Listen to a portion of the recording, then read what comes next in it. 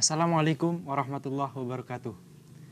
Adik-adikku, kalau kita lihat keadaan misalnya kondisi di dunia saat ini atau di sekeliling kita lah saat ini, maka tentu kita akan melihat misalnya banyak mobil, kemudian jam, kemudian motor atau komputer di depan adik-adik sekalian sekarang.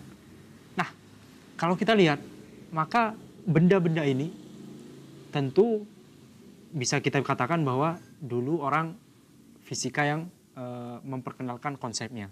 Misalnya orang bikin bagaimana caranya bikin mobil, bagaimana caranya bikin motor, gimana pembakaran bensin di dalamnya, ya kan?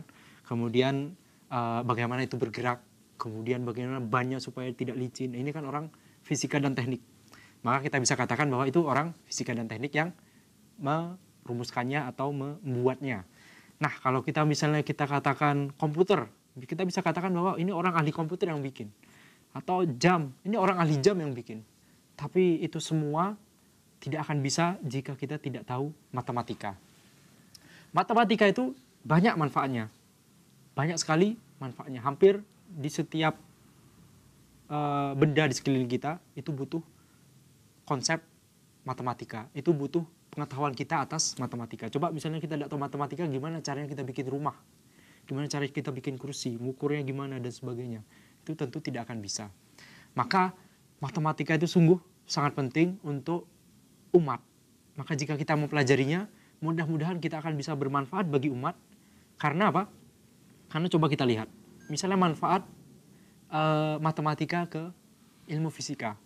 Nanti adik-adik akan pelajari, insya Allah, bahwa kalau di matematika itu tidak diperkenalkan konsep bilangan imajiner, nanti penjelasannya akan datang di kemudian hari. Kalau misalnya di matematika tidak ada konsep itu, atau orang-orang matematikawan tidak memperkenalkan konsep itu, maka kita tidak akan bisa mengerti apa yang namanya gelombang radio. Nah, kita gak akan bisa mengerti gelombang, misalnya gelombang petir misalnya, atau kita tidak akan bisa mengerti laser, kita tidak akan bisa mengerti misalnya gelombang-gelombang yang lain seperti gelombang air, seperti misalnya di kolam ini, misalnya kita bikin riak di kolam, kemudian ada gelombangnya, kemudian gelombangnya itu akan menyebar ke sana kemari, ya kan? Ini sekilas kita lihat, oh ini fisika, tapi kita di fisika tidak akan bisa merumuskan bahkan sesederhana gelombang atau riak di kolam jika kita tidak tahu apa yang namanya bilangan imajiner di matematik. Bisa tapi susah. Akan sangat mudah, sifat-sifat gelombang di kolam akan sangat mudah kita pelajari, akan sangat mudah kita ketahui kalau kita tahu konsep itu di matematik. Maka orang di matematik dulu waktu bicara tentang bilangan imajiner tidak kepikiran bahwa ini bakal berguna untuk mengetahui gelombang radio, akan berguna untuk misalnya untuk mengembangkan internet sehingga kita bisa internetan. Nah, orang zaman dulu matematikawan yang bikin tidak kepikiran karena memang ya gunanya dari bilangan imajiner itu baru didapatkan beberapa waktu setelahnya, beberapa puluh tahun atau ratus tahun setelahnya. Maka itulah motivasi kita belajar matematika, karena matematika membawa manfaat. Kalau misalnya kita sedang belajar matematika, misalnya kita buka buku matematika kita sekarang, buku pelajaran matematika, kemudian ngapain sih kita belajar kayak ginian gitu kan? Ngapain sih kita belajar kayak ginian? Misalnya tadi atau di kesempatan sebelumnya kita telah belajar bilangan asli, bilangan cacah, bilangan bulat, yang ini bilangan bulat positif, yang ini bilangan bulat negatif. Ini ngapain sih? Berguna untuk makan nggak? Berguna untuk misalnya untuk dibuat mainan? Jadi nanti gunanya akan jelas terlihat di depan mata kita insya Allah di kemudian hari. Kita sekarang belajar matematika, itu dasarnya dulu. Kemudian bagaimana zaman dulu orang matematikawan memperkenalkan konsep itu. Nanti baru kelihatan setelah kita belajar lebih lama lagi, kelihatan gunanya.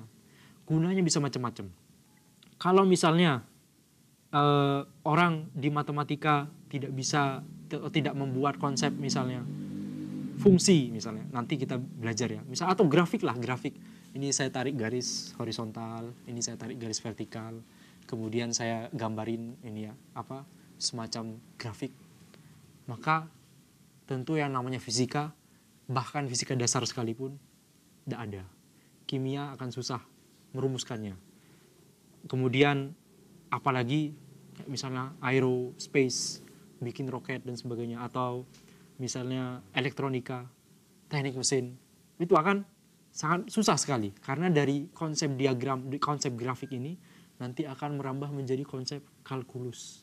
Nanti dari konsep kalkulus akan merambah menjadi diterapkan kepada model-model fisika, diterapkan ke pelajaran fisika, intinya gitu ya. Setelah diterapkan di pelajaran fisika ternyata banyak membawa manfaat.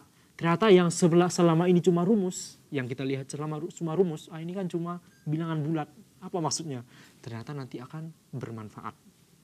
Kalau tidak ada bilangan bulat misalnya, kita tidak akan memahami konsep atom. Karena di atom itu ternyata ada yang namanya menggunakan bilangan bulat di atom.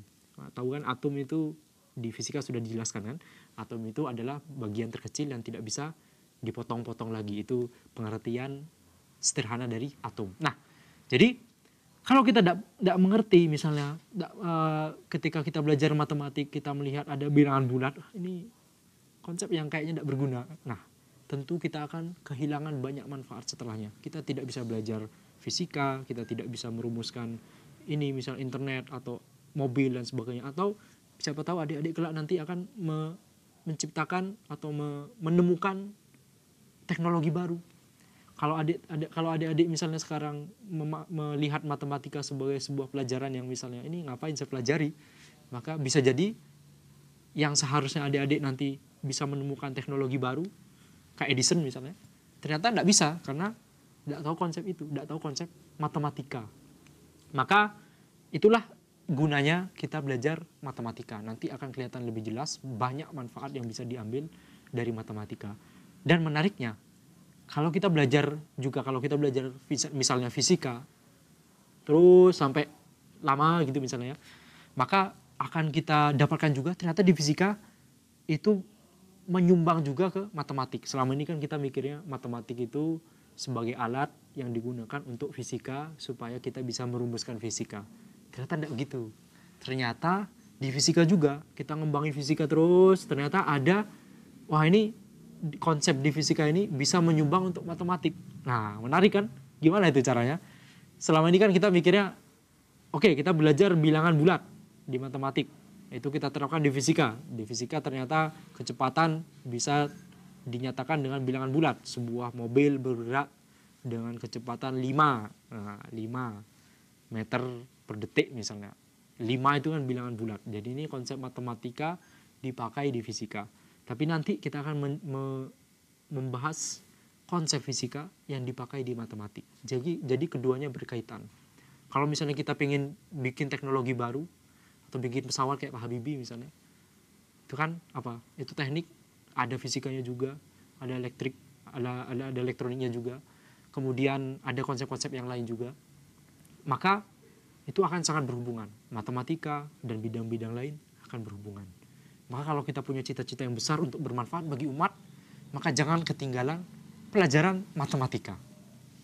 Namun, kalau kita lihat, pelajaran matematika itu adalah konsep yang dibuat manusia untuk memudahkan kehidupannya. Maka, niat awal untuk mempelajari matematika adalah, yang pertama adalah untuk mengetahui siapakah pencipta dari semuanya ini. Karena apa? Karena kita mempelajari misalnya matematika, kita mempelajari fisika, pelajari biologi, kimia, dan sebagainya, mempelajari misalnya bahasa Indonesia, bahasa Inggris, dan selainnya, itu adalah supaya kita bisa mengenal siapakah pencipta dari semua hal-hal yang kita lihat sekarang ini di sekeliling kita. Itulah Allah Subhanahu wa Ta'ala. Maka kalau misalnya kita mempelajari, misalnya kita belajar fisika, belajar benda-benda, tapi kita tidak mempelajari tentang Allah, sungguh itu kan adalah sebuah hal yang tidak masuk akal. Allah lah yang menciptakan alam semesta. Allah lah yang menciptakan bumi, yang menciptakan air, yang menciptakan mobil, internet dan sebagainya. Semuanya ini adalah atas izin Allah. Maka kalau kita hanya belajar misalnya fisika tapi tidak mempelajari tentang Allah, tentang agama Allah, itu sebuah hal yang sangat disayangkan, yang tidak masuk akal. Ya kan? Kalau kita misalnya mempelajari matematika, mempelajari bagaimana bilangan itu seperti bagaimana, kemudian di mana kita bisa mendapatkan konsep-konsep seperti bilangan itu adalah karena pikiran kita ingin memudahkan. Misalnya ini saya punya 3 buku seperti yang sudah dibahas sebelumnya. Gimana cara memudahkan? Pikiran kita berpikir bahwa oke, kita bikin simbol 3, ya kan? Kita bikin simbol penjumlahan, kita bikin simbol sama dengan, itu untuk memudahkan. Siapa yang membuat itu semua? Kita, itu kreativitas kita. Maka akan sangat tidak masuk akal jika kita hanya mempelajari misalnya hasil dari kreativitas kita, tapi tidak mempelajari zat yang menciptakan kita, memberi kita akal, memberi kita kreativitas, memberi kita kesehatan, kemampuan untuk memikirkan matematika. Maka sungguh yang pertama adalah niat kita untuk mempelajari semua itu, mempelajari matematika dan pelajaran-pelajaran yang lain, adalah supaya kita lebih mengetahui siapa pencipta kita dan pencipta alam semesta ini seluruhnya. Dialah Allah yang menciptakan segala sesuatu selain Allah. Allah Subhanahu wa taala adalah zat yang harus kita pelajari, maksudnya kita harus ilmui tentangnya, yaitu ilmu tauhid. Kemudian setelah itu baru ketika kita belajar matematika, kita berniat ini untuk menambah kecintaan kepada Allah, membuat kita lebih tunduk, lebih patuh, dan lebih mencintai zat yang menciptakan itu semua. Maka kurang lebih demikianlah mengapa kita harus belajar matematika, motivasi untuk belajar matematika, kemudian manfaat-manfaat matematika, dan bagaimana menyelaraskan antara mempelajari matematika, fisika, dan topik-topik duniawi ini dengan zat yang menciptakan dunia seisinya ini. Maka demikian, semoga bermanfaat dan semoga kita bisa bertemu di kesempatan mendatang untuk membicarakan konsep-konsep selanjutnya tentang matematika dan insya Allah selainnya, fisika dan selainnya. Wassalamualaikum warahmatullahi wabarakatuh.